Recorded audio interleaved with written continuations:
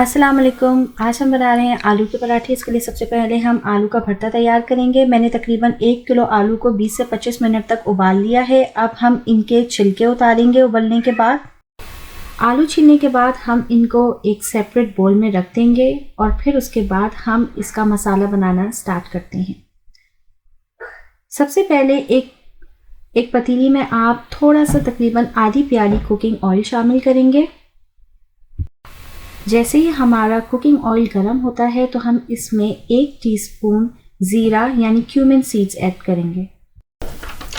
ज़ीरा ऑयल में डालने के बाद इसको मैं हल्का सा हिलाऊंगी और फिर साथ ही इसमें मैं शामिल करूंगी 2 मीडियम स्लाइस अनियन। अनियन को मैंने स्लाइस में काटा हुआ है, जैसा कि आप देख रहे हैं। अनियंस डालने के बाद इसको हल्का सा तेल में मैं सुनहरा ब्राउन करूंगी। आपको इसको बिल्कुल भी डार्क ब्राउन नहीं करना है, बस इसको हल्का सा सुनहरा करना है। तब तक अनियंस हो रहे हैं तो हम अपने आलूओं को अच्छी तरीके से मैश कर लेंगे। आलू अच्छी तरीके से मैश हो चुके हैं, ये देख सकते हैं आप। अब हमारी अनियंस भी तब तक सुनहरी हो गई हैं। आप देख सकते हैं अनियंस का कलर बिल्कुल भी ब्राउन नहीं है, बस समझे थोड़ा सा हल्का सा इसका कलर चेंज हुआ है। तो इसमें मैंने 2 मीडियम टोमेटोज और 2 हरी मिर्चें काट के डाली हैं। टमाटर डालने के बाद हम इनको थोड़ी देर पकाएंगे ताकि ये नरम हो जाए। अब हम एक चिली पेस्ट बनाते हैं। इसके लिए हमें 8 से 9 लॉन्ग रेड चिली साबुत वाली चाहिए और 2 क्लोव मैंने गार्लिक के लिए हैं। थोड़ा सा पानी डाल के हम इसका पेस्ट तैयार कर लेंगे। इसको आप अच्छी तरीके से ब्लेंड कर लें। सारी चीज़ें अच्छी तरीके से पिस जानी चाहिए इस मसाले के लिए। जैसे कि आप देख रहे हैं ये चिली पेस्ट तैयार हो रहा है। यह हमारा मसाला तैयार हो गया है जो मैंने अभी आपके सामने बनाया है। ये देखें, ये मैं प्याज और टमाटर के साथ मिक्स कर रही हूँ और साथ ही इस पे जल्दी से चमचा चला के इसको तकरीबन 1 से 2 मिनट आपने पकाना है इस मसाले को प्याज और टमाटर के साथ।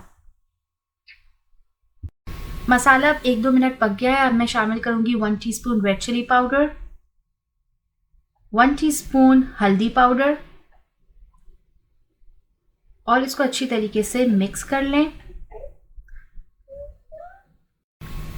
अच्छी तरीके से मिक्स करने के बाद अब हम इसमें ऐड करेंगे 1 टीस्पून सॉल्ट।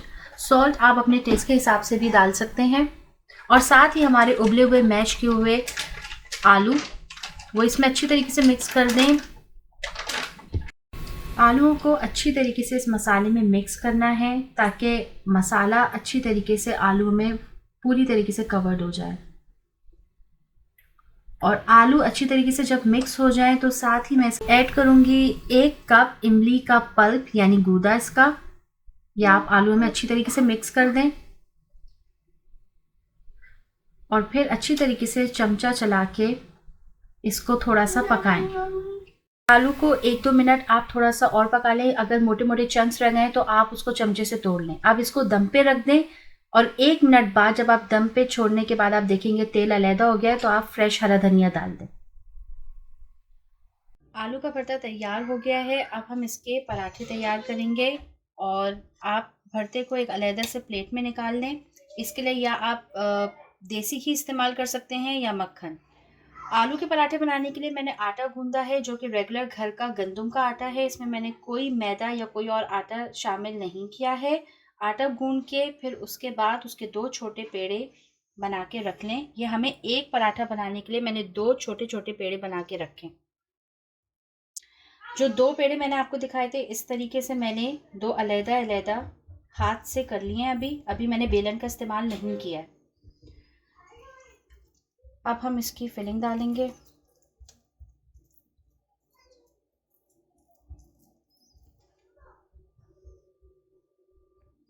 अब इसके दूसरे पेड़े को इस तरीके से ऊपर आप बिछा के इसको बंद कर दें।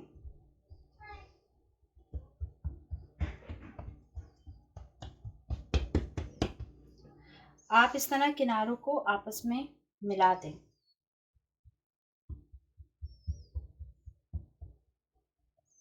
हम पराठे को बेलेंगे।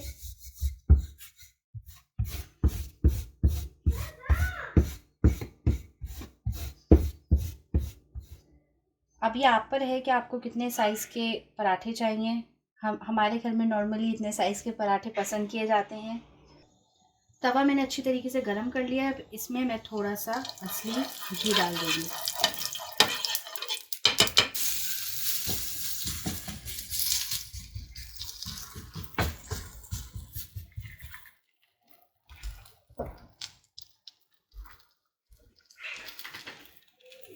थोड़ा सा असली घी मैं थोड़ा ऊपर डालूँगी।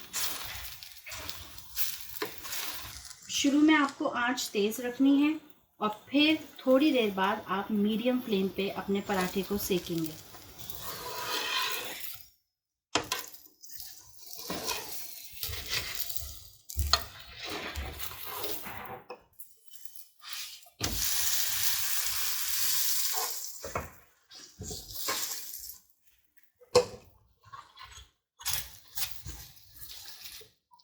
असली घी या मक्खन जो भी आपको जितनी क्वांटिटी में यूज़ करना है ये आप पर डिपेंड करता है। कुछ लोग इसमें ऑयल भी यूज़ करते हैं लेकिन वो हमें बिल्कुल भी नहीं पसंद। अब मैंने पराठे को थोड़ा सा टर्न कर दिया है। नॉर्मली पराठा बीच में से पक जाता है लेकिन इसके साइड्स जो हैं, जो इसके कॉर्नर्स हैं, ये कच्चे रह जाते हैं। तो आपको कोशिश करनी है कि इसके कॉर्नर्स को अच्छी तरीके से सेकें।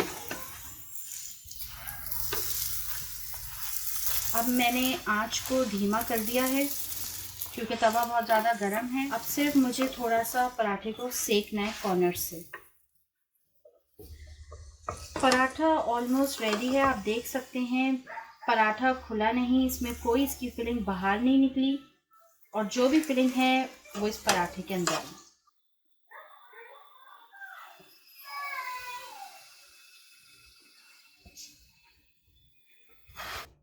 हमारा पराठा तैयार है।